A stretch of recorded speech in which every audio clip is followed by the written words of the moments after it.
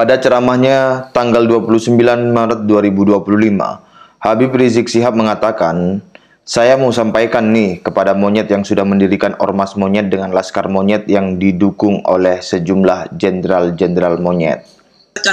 Pertemuan ini, saudara, saya mau sampaikan nih kepada monyet yang sudah mendirikan ormas monyet dengan laskar monyet yang didukung oleh sejumlah jenderal-jenderal monyet, saudara. Melihat konteksnya dan dari cover videonya sangatlah jelas bahwa yang dimaksud Habib Rizik Syihab sebagai monyet, ormas monyet, dan laskar monyet adalah PWILS, Laskar Mataram, Alap-Alap Mataram, Laskar Raja Wali Nusantara, dan beragam ormas dan laskar pribumi lainnya. Dengan demikian, Habib Rizik Syihab sama saja mengatakan bahwa pribumi adalah monyet. Ini adalah penghinaan dan pelecehan terhadap pribumi Nusantara. Mengata-ngatai pribumi sebagai monyet merupakan kelanjutan dari rentetan pelecehan rasisme sebelumnya yang berlangsung sejak lama yang dilakukan klan Habib Alwi terhadap pribumi Nusantara. Seperti, satu Habib bodoh lebih mulia daripada 70 kiai yang alim. Pribumi seperti celengan Semar, sedangkan Habib adalah impor, limited edition. Zat Habib berbeda dengan zat non-Habib atau pribumi, karenanya Habib lebih mulia daripada pribumi. Kalau tidak ada Habib, Indonesia tidak merdeka. Kalau tidak ada Habib, leluhur Nusantara masih menyembah pohon dan batu. Dan lain sebagainya bisa dengan mudah ditemukan di YouTube. Rasisme klan Habib Alwi kepada pribumi Nusantara juga diadres dan diungkap oleh Guru Besar Sekolah Tinggi Intelijen Negara, Sekolah Tinggi Hukum, dan Guru Besar Emeritus Universitas Pertahanan, Ketua Umum Keluarga Besar Warga Jaya Indonesia, Bapak A.M. Hendro Priyono, dalam tulisannya berjudul Indonesia untuk Indonesia, terbit tanggal 10 Januari 2024 yang lalu.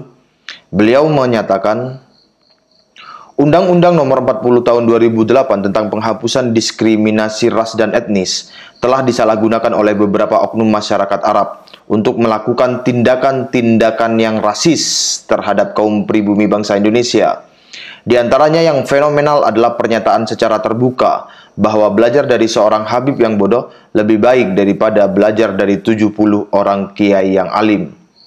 Tentang rasisme klan Habib Alwi kepada pribumi, pada paragraf yang lain beliau juga menyatakan, keinginan tersebut terkait dengan waktu kehadiran para Habib Arab yang berperilaku rasis di zaman ini, yang merendahkan martabat para kiai sebagai pemimpin umat Islam pribumi sejak zaman Wali Songo abad ke-14.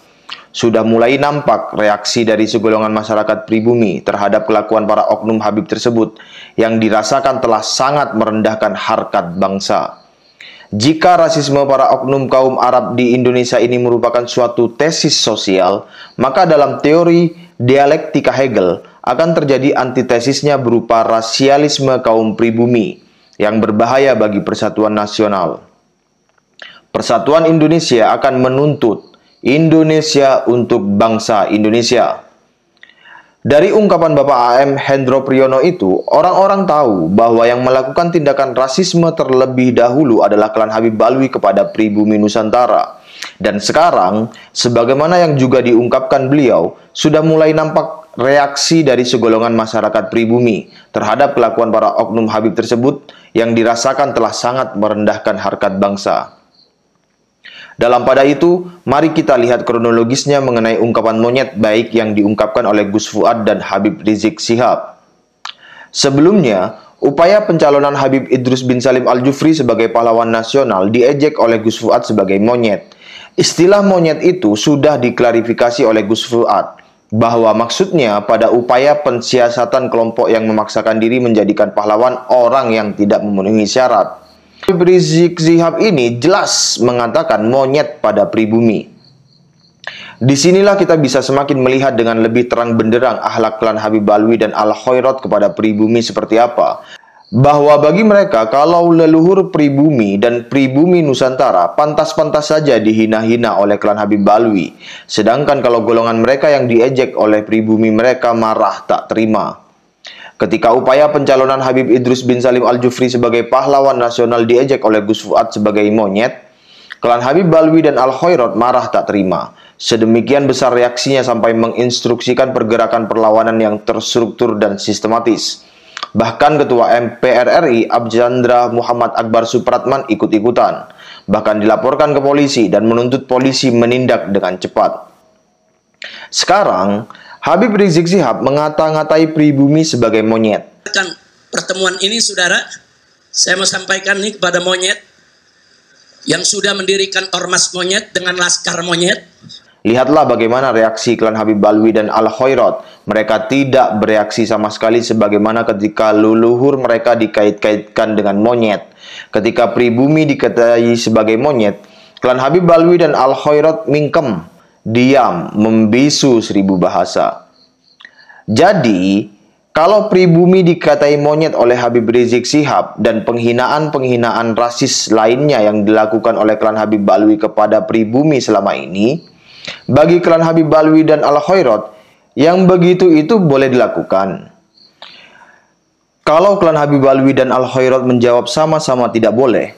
Kalau klan Habib Balwi dan terutama Al-Khairat memang fair dan jiwanya memang Indonesia, seharusnya mereka juga akan menuntut Habib Rizik Syihab meminta maaf dalam waktu 1 kali 24 jam.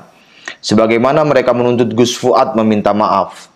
Gus Fuad sudah melakukannya dan mengklarifikasi tentang ungkapan monyet.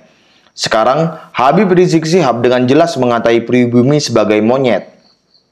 Silakan klan Habib Balwi dan Al-Khairat menuntut Habib Rizik Syihab meminta maaf. Jika tidak, maka sudah sangat jelas dan semakin jelas bahwa klan Habib Balwi dan Al-Khairat adalah segerombolan imigran Yaman yang di hatinya memiliki penyakit hati berupa kebencian kepada pribumi Nusantara. Di balik jubah, simbol-simbol, dan ucapan-ucapan mulianya, mereka memiliki pandangan pribumi fobia, memandang pribumi sebagai manusia rendahan sebagaimana majikannya dulu, penjajah Belanda, menggolongkan pribumi sebagai lebih rendah daripada anjing. Saya akan menutup uraian saya ini dengan mengutip tulisan penutup dari Bapak A.M. Hendro Priyono. Mewakili para orang tua pribumi Indonesia, kami ingin mengingatkan agar para putra-putri bangsa Indonesia dapat hidup aman, tentram, dan sejahtera di tanah tumpah darahnya sendiri. Hidup bersama tanpa membedakan suku, ras, golongan, dan agama atau sara. Tapi, dalam berbagi hidup ini dengan keturunan para imigran asing, kaum pribumi tidak boleh lagi dianggap ras inlander yang sejajar dengan anjing seperti dulu, atau dimaki-maki seperti anjing yang sering terjadi sekarang ini. Saya ulangi, tapi dalam berbagi hidup ini dengan keturunan para imigran asing, kaum pribumi tidak boleh lagi dianggap ras inlander yang sejajar dengan anjing seperti dulu, atau dimaki-maki seperti anjing yang sering terjadi sekarang ini. Maksudnya adalah sebagaimana yang dilakukan klan Habib Balwi. Para putra-putri bangsa juga harus sadar agar tidak terus-menerus terbawa arus tipu daya asing karena politik, uang, maupun manipulasi agama atau kebudayaan apapun.